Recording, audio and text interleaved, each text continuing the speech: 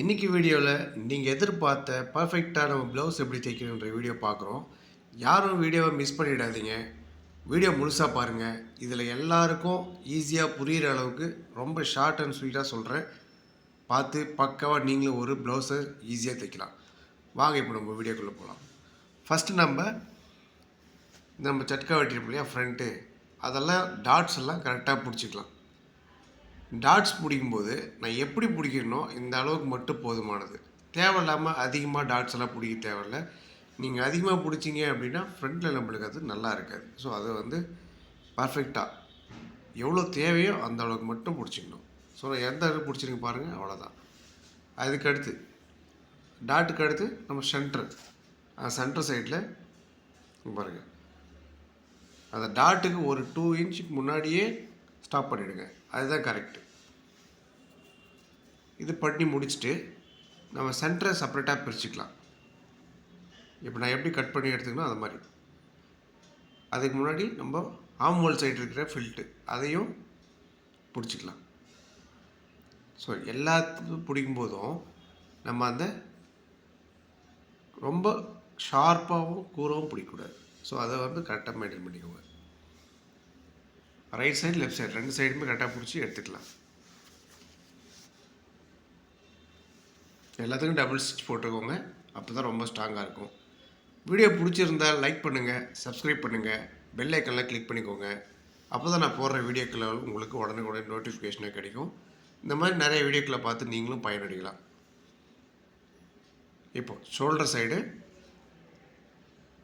அதாவது நம்ம armhole side ஒரு 1/4 இன்ச்சு எக்ஸ்ட்ரா பிடிச்சிக்கணும். இப்போ நான் எப்படி பிடிக்கணும் அந்த மாதிரி பிடிச்சிக்கோங்க. இந்த மாதிரி தையல் சம்மந்தப்பட்ட வீடியோக்கள்லாம் நம்ம சேனலில் அதிகமாக இருக்குது. அதையும் போய் பாருங்கள். பார்த்துட்டு இந்த மாதிரி தையல் சம்மந்தப்பட்ட நிறையா பிரச்சனைகள் வருது, தைக்க தெரியல, இப்போ தான் ஸ்டார்டிங் பண்ணுறாங்க அப்படின்றவங்களுக்கெல்லாம் இந்த வீடியோவை ஷேர் பண்ணி விடுங்க. அடுத்ததாக நம்ம பேண்டு பீஸை வச்சு அட்டாச் பண்ணிக்கலாம். இப்போ பாருங்கள், இந்த ஃபில்ட் எடுத்தோம் இல்லையா, அதை பர்ஃபெக்டாக உள்பக்கம் மடித்து ஸ்டிச் பண்ணிக்கலாம்.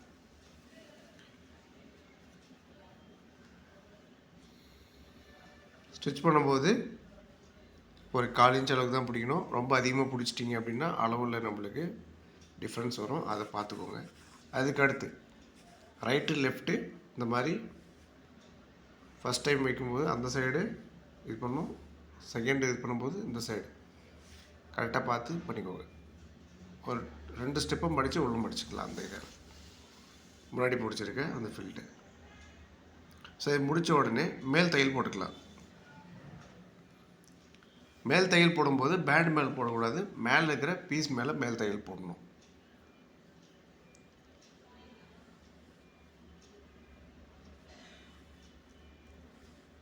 அடுத்து இன்னொரு பீஸ் மேலே மேல் தையல் போட்டுக்கலாம்.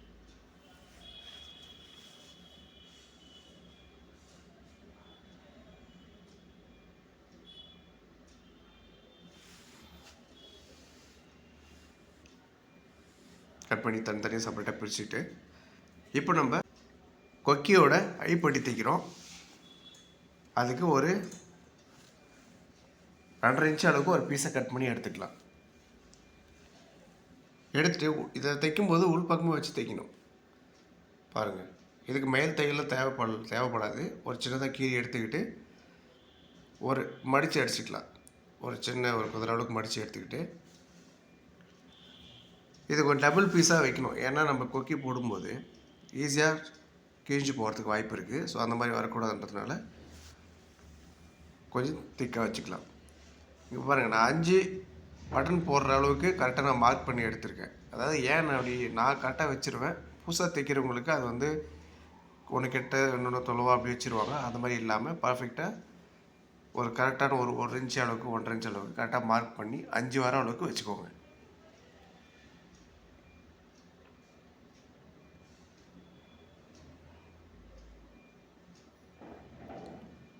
வீடியோ நிறைய பேர் பார்க்குறீங்க, யாரும் சப்ஸ்கிரைப் பண்ணாமல் பார்க்குறீங்க. ஒரு சப்ஸ்கிரைப் பண்ணிவிட்டு பார்த்தீங்கன்னா எனக்கும் அடுத்தடுத்த வீடியோக்கள் போகிறதுக்கு ஒரு மோட்டிவேட்டாக இருக்கும்.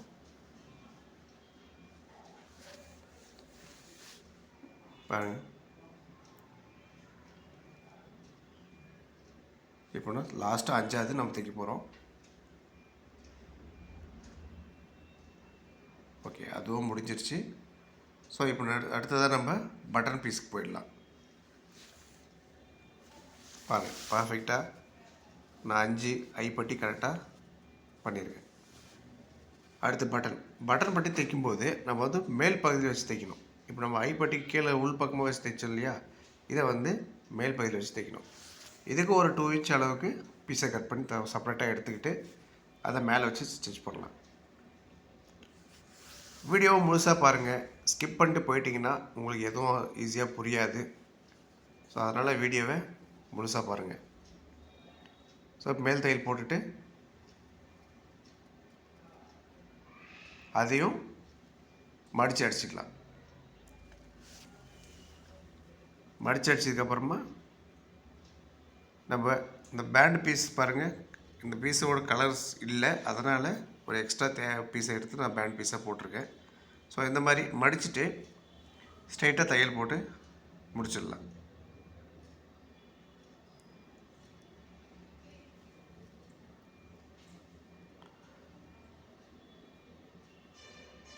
வீடியோக்கு ஒரு லைக் பண்ணிக்கோங்க.